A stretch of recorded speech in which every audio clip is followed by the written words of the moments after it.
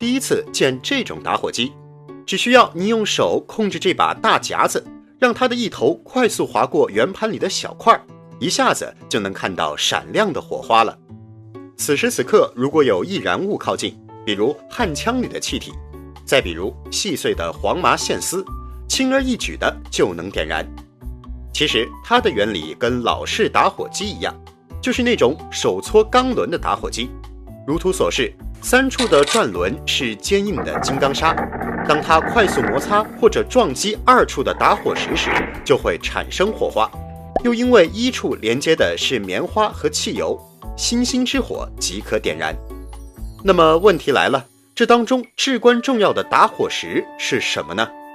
还记得之前讲过的火镰吗？它用的是天然打火石碎石。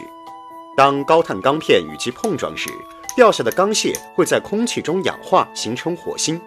与之不同的是，这里的打火石是一种发火合金，并且在钢轮与之摩擦时，氧化的并不是钢，而是打下来的合金颗粒。它们具体是什么呢？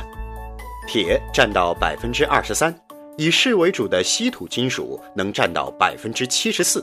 铯我们可能比较陌生，它是一种银灰色的活泼金属，而之所以添加这么多，是因为它的燃点很低，在空气中加热到160度就能迅速氧化，并释放出大量热能。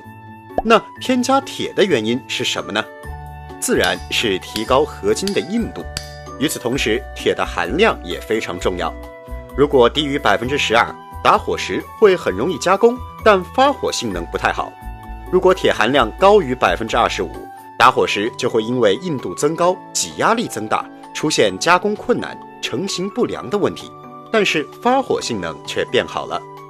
除此之外，加入适量的镁能降低合金的燃点，增强发火性；加入适量的锌可以增加打火合金的密度和抗腐蚀性；加入适量的铜能有效降低合金的压力。